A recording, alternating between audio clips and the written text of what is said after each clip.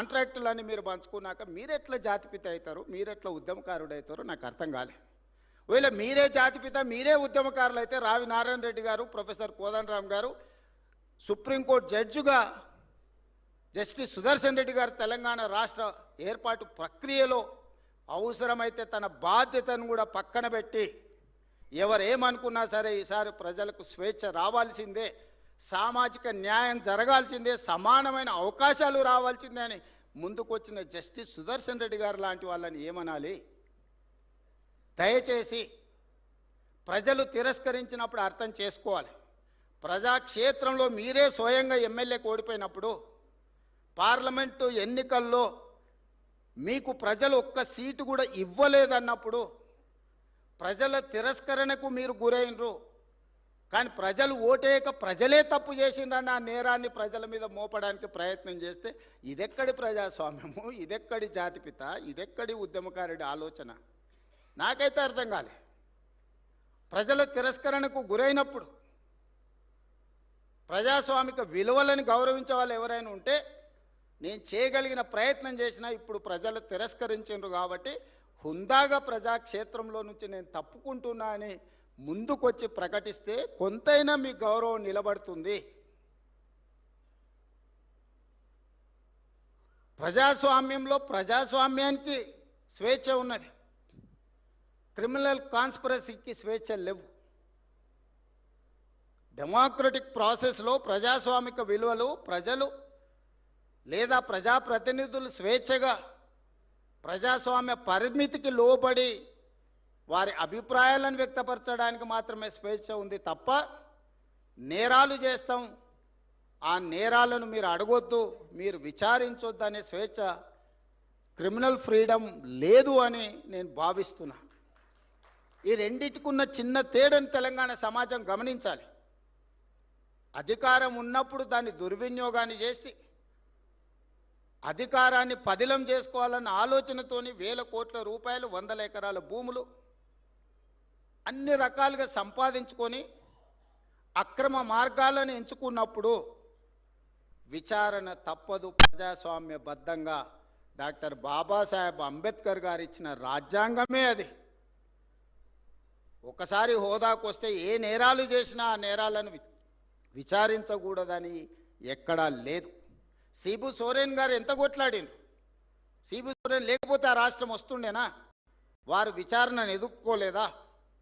లేదా అధికారంలో ఉన్నప్పుడు పాల్పడిన కొన్ని తప్పిదాలకు లాలు ప్రసాద్ గారు, జయలలిత గారు, లేకపోతే యడ్యూరప్ప కర్ణాటక ముఖ్యమంత్రి గారు పెద్ద పెద్ద రాష్ట్రాలకే ముఖ్యమంత్రులుగా బాధ్యతలు నిర్వహించారు కదా, వాళ్ళు విచారణను ఎదుర్కోలేదా? సెషన్ కోర్టుకు వెళ్ళి చేతులు కట్టుకొని మేజిస్ట్రేట్ గారి ముందలా నిలబడలేదా? మనం ఎవరం అతీతులం కాదే, దైవాంశ సంభూతులం కాదే. మధ్య యుగాలలో చక్రవర్తులు అనుకునే వాళ్ళంట నేనే రాజ్యం, రాజ్యమే నేను అని. మధ్య యుగాల చక్రవర్తుల యొక్క ఆలోచనలను పక్కన పెట్టండి. ప్రజాస్వామిక దేశంలో ఉన్నాం.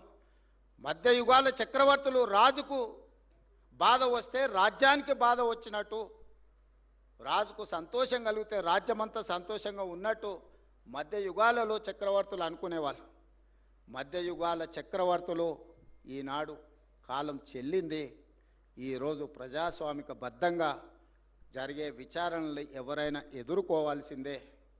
ఆనాడు మీరు చేసిన తప్పిదాలు, కోదండరామ్ గారి తలుపులు బద్దలు కొట్టినప్పుడు ఒక్కసారైన ఉద్యమకారుడిని, తెలంగాణ రాష్ట్ర సాధనలో అందరినీ ఏకం చేసి నడిపించిన వాళ్లకు ఈ రాష్ట్రంలో ఇంత అవమానం జరగకూడదు వచ్చిన రాష్ట్రంలో అని ఒక్కసారైనా ఆలోచన చేసిండ్రా?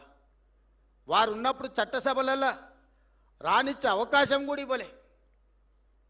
ప్రజా పరిపాలన ఏర్పడ్డ తర్వాత వారిని శాసనమండలి సభ్యులుగా పెద్దల సభలో ఉండాలని పంపిస్తే సుప్రీంకోర్టు వరకు కేసేసి కొట్టేయించిన చరిత్ర మీది. అంత నేరం కోదండరామ్ గారు ఏం చేసిండ్రని నేను అడుగుతున్నా. నువ్వు ఇవ్వకపోతే ఇవ్వకపోయినా నీకు నచ్చలేదు, నువ్వు ఇవ్వలేదు, నచ్చితే నజరానా, నచ్చకపోతే జుర్మానా, నీ విధానం సరే మంచిది, నీ విధానానికి ప్రజలు కూడా తీర్పు ఇచ్చారు. అరే పెద్ద మనిషి పెద్దల సభలో ఉండాలి, మాలాంటి యువకులకు వారు ప్రజల నుంచి నిత్యం ప్రజల మధ్యలో ఉంటారు, ప్రజల నుంచి సమస్యలు తెలుసుకుంటారు, వాటిని చట్టసభలలో ప్రస్తావిస్తే ఆ సమస్యలు పరిష్కరించవచ్చని ఒక మంచి ఆలోచనతోని వారిని పెద్దల సభకు తీసుకొస్తే ఆ తీసుకొచ్చిన పెద్దల సభలోకి తెచ్చిన అంశాన్ని కూడా సుప్రీంకోర్టు వరకు కేసులేసి కొట్లాడి కొట్టేయించాల్సినంత తప్పిదం ప్రొఫెసర్ కోదండరామ్ గారు ఏం చేసిండ్రని నేను ఈ వేదిక మీద నుంచి అడుగుతున్నా. ఇలాంటి విషయాలు ఎన్నో మన సమాజంలో ఉన్నాయి. అందుకే కమ్యూనిస్టు సోదరులని మీరు పోరాటాలు చేసిండ్రు, మీరు నినాదాలు ఇచ్చిండ్రు. మీరు చేసిన పోరాటాలకు, మీరు ఇచ్చిన నినాదాలకు చట్టబద్ధత చేసింది కాంగ్రెస్ పార్టీ. రైతు కూలీ సంఘాలు పెట్టి హక్కుల కోసం మీరు కొట్లాడిరు, కనీస వేతనాల కోసం మీరు కొట్లాడిరు. కనీస వేతన చట్టం కాంగ్రెస్ పార్టీ చేసింది. రైతులు పండించిన పంటకు గిట్టుబాటు ధర ఉండాల్సిందే అని రైతాంగ పోరాటాలు మీరు చేసిరు. కనీస మద్దతు ధరను కాంగ్రెస్ పార్టీ చేసింది. దున్నేవాడికే భూమి ఉండాలనే నినాదాన్ని భూమి నుంచి ఆకాశం వరకు మీరు వినిపించారు. అగ్రికల్చర్ సీలింగ్ యాక్ట్ తీసుకొచ్చి పేదలకు భూములు పంచిపెట్టి పట్టాలిచ్చి జాగీర్దారుల దగ్గర, జమీందారుల దగ్గర ఉన్న భూముల లక్షలాది ఎకరాలను సేకరించి ఆ పట్టాలను కాంగ్రెస్ పార్టీ ఇచ్చింది. అడవులలో ఉండే ఆదివాసీలకు అటవీ హక్కుల చట్టం ఉండాలి, వాళ్ళ హక్కులను కాపాడాలి అని మీరు కొట్లాడితే 2006 అటవీ హక్కుల చట్టాన్ని తీసుకొచ్చి పోడు భూముల పట్టాలు 10 లక్షల ఎకరాలకు పంచిపెట్టి చట్టబద్ధత కాంగ్రెస్ పార్టీ కల్పించింది. ప్రజాక్షేత్రంలో ఉండి కొట్లాడి ప్రజల పక్షాన నిలబడి వాళ్ళ తరఫున మాట్లాడే గలం ఎర్రజెండా. ఎర్రజెండా కొట్లాడిన ప్రతి అంశాన్ని చట్టాన్ని చేసిన చరిత్ర కాంగ్రెస్ది.